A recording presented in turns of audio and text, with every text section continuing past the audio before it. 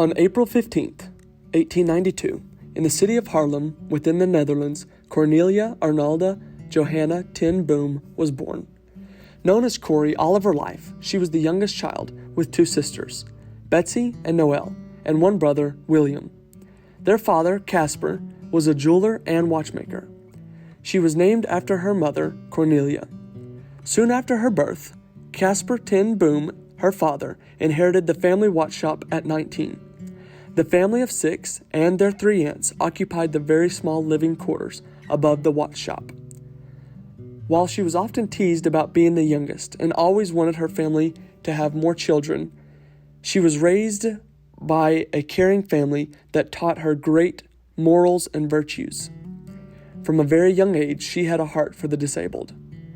The Ten Boom family lived in the Bay house in Haarlem. Family members were also strict Calvinists from the Dutch Reformed Church, but their faith inspired them to serve society. This included offering shelter, food, and money to those in need. Within the Dutch Reformed Church, they held a deep respect for the Jewish community in Amsterdam, considering them to be God's ancient people. Her mother was an example of generosity, kindness, and had a selfless service to her and her family. She was often seen carrying baskets full of homemade bread and other foods to people in need. Her mother died of a stroke in 1921 when Corrie was 29 years old. And this is when Corrie really began to work with several disabled children in her area when she was in her 20s and 30s. But from a very young age, she was known to be playing games outside with disabled people. After the death of her mother, Corrie trained to be a watchmaker, and in 1922, she became the first woman licensed as a watchmaker in Holland. Over the next decade, while working at her father's shop, she established a youth club for teenage girls, which provided religious instruction as well as classes in the performing arts, sewing, and handcrafts. Her family often encouraged her to love all people. She is quoted as saying, "My parents had opened a small jewelry store in the narrow house in the heart of the Jewish section of Amsterdam. There, in that narrow street in the ghetto, they met many wonderful Jewish people. They allowed them to participate in their Sabbaths and in their festivals, and they studied the Old Testament together." It would be because of her family and her early childhood and upbringing that she would touch the lives of so many people for many years to come, being known as a courageous woman of God who not only helped others, but loved them like Jesus.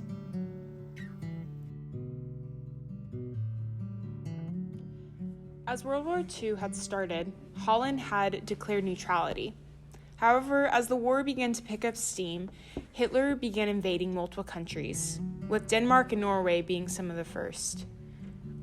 In 1940, in May, Holland was beginning to be attacked, and it wasn't too long before the Dutch army was surprised and ill-equipped to handle the invading German armies. Unfortunately, the royal family ended up fleeing and left the Netherlands.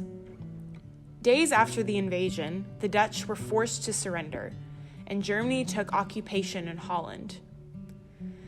As German administration began imposing more and more restrictions over the people, it wasn't until November of 1940 that the Germans decreed that all Jews should be removed from the government posts, the schools, and the universities. Over time, measures began to worsen, as Jewish people were forced to wear yellow stars, and further demolishing their businesses, their homes, and their lives. The Ten Boom family had always had a special heart for the Jewish people, and in 1940 they began hiding Jews in their home in Haarlem from the Gestapo. Her and her family were members of the Dutch Reformed Church and had joined the Dutch resistance at the beginning of the war. They protested the Nazi treatment of Jews. Corrie and her family's motivation had come from their high value and belief that all humans had been made in the image and the eyes of God. They were inspired and informed by their devout Christian beliefs and from their legacy of a family that were in ministry. Her grandfather, in particular, had actually initiated prayer meetings to pray for the Jews long before the war had started. Now, Corrie's family had a watchmaking store, and they used it to make connections with many resistance workers. Many of the resistance movements towards Germany had begun actually in Dutch universities. In 1943, 14,000 students were told that they couldn't continue with school unless they had signed a paper that they would stop German resistance. Unfortunately for students who didn't, they were summoned to German courts, and they would begin to be sentenced to forced labor. One of these students was Hans Polly. He was a family friend of Corrie and the Ten Booms, and his mother had asked Corrie if they would take him in, and Corrie agreed. And this would mark the beginning of their work in advocating and helping Jewish people and many other workers in their home. They made a hiding place behind a fake wall in Corrie's room. No more than 6 standing people could hide in it at a time. Those seeking shelter would come and stay in varying time spans in this hiding place to seek shelter from the Gestapo. Throughout the time span of the war, it was reported that there was an estimate of 800 people that were saved through the Ten Booms hiding place. The Ten Booms, however, were not the only ones who were helping the Jews, but one of the significant actions taken by the resistance was hiding underdivers, which were Dutch Jews and young men sought out by the German police. For 2 years, the Ten Booms had Jews and others coming through their hiding place to seek shelter. Tragically, though, they were ultimately betrayed by a Dutchman who was working with the German police. They kept both Jews and resistance workers in their hiding place, but unfortunately, in February of 1944, the Gestapo invaded their home. And although no one in the hiding place was discovered, Corrie and her family were arrested later that day. After being arrested and questioned, they were transported to a prison in Scheveningen, and they released all of her family members except Corrie, her sister Betsy, and their father. Sadly, though, her father ended up dying 10 days after being arrested and put in the prison.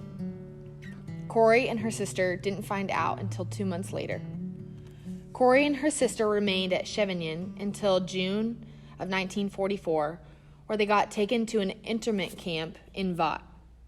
Later in September, her and her sister were transported to a concentration camp in Ravensbrück. There are stories that the sisters smuggled in a Bible and did ministry to women while they were at the camp. They shared the gospel and created a space for hope during the devastating conditions that they lived in. In December of 1944, Corrie was released from Ravensbrück and went back to Holland. Her sister Betsy had died shortly before being released. Later, her release was actually reported to be an accident.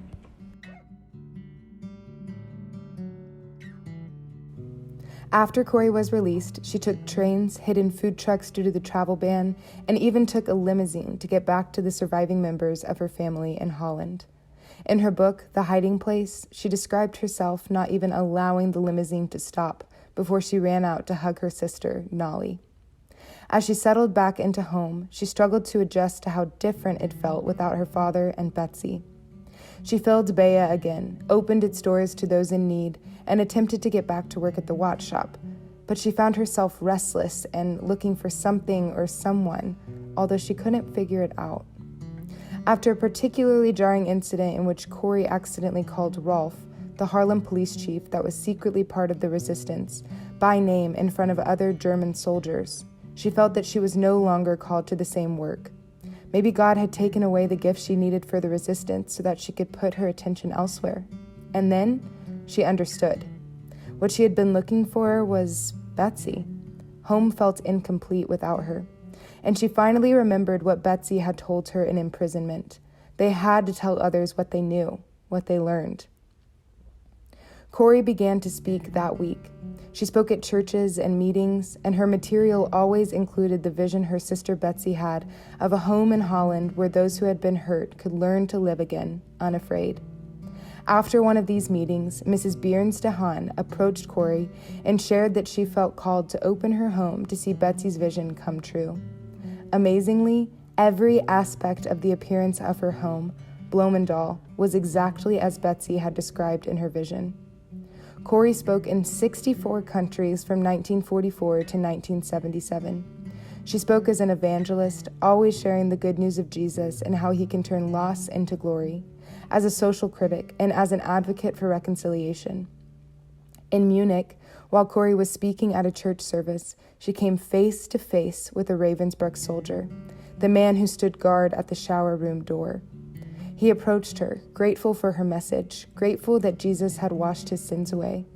As he held his hand out to her, she tried to meet him with the forgiveness that she had been teaching, but could not.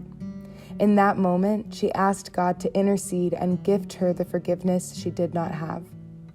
In her own words, "As I took his hand, the most incredible thing happened. From my shoulder along my arm and through my hand, a current seemed to pass from me to him, while into my heart sprang a love for this stranger that almost overwhelmed me. And so I discovered that it is not on our forgiveness any more than on our goodness that the world's healing hinges, but on his. When he tells us to love our enemies, he gives, along with the command, the love itself." Corrie went on to live among families in need in Germany so that she could share the gospel with them, and she even helped restore an old concentration camp. She spent her last days surrounded by loved ones in Orange County, California. In 1978, she had her first of 3 serious strokes. While these strokes affected her physical movement, writing, and speech, there were still reports that nurses left her bedside, touched by her ministry.